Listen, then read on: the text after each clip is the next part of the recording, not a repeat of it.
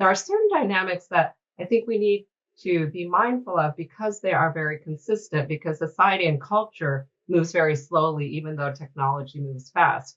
So the first, which I think Anna's already, set up a lovely example of, which is that, these technologies are adopted because they give incredible benefits to people.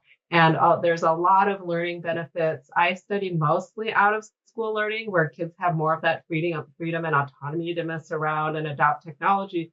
But even our own lived experience as users of social media, games, AI now, I don't think we need to belabor the point that kids are benefiting, whether it's through social connection, keeping in touch with friends and family, going on to YouTube to figure out how to fold an origami crane or how to cook something. I think our lived experience speaks to the fact that these benefits exist from a learning and development perspective. So that's the first social fact of nature. The second is that the grown-up world often reacts with sort of fear and kind of a restrictive impulse when young people are at the forefront of adopting new things that they did not necessarily grow up with or understand, even though they usually end up adopting those things like 3 or 4 or 5 or 10 years later.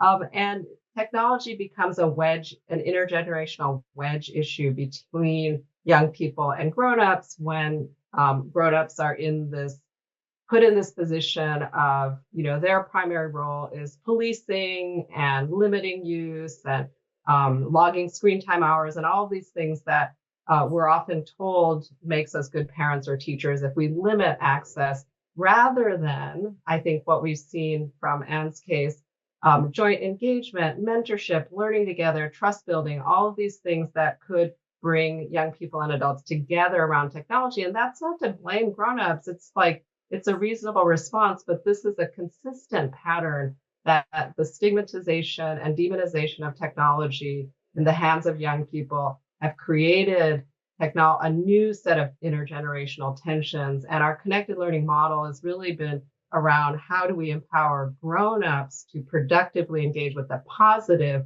which we think is the best way to inoculate against the negatives, is that intergenerational connection.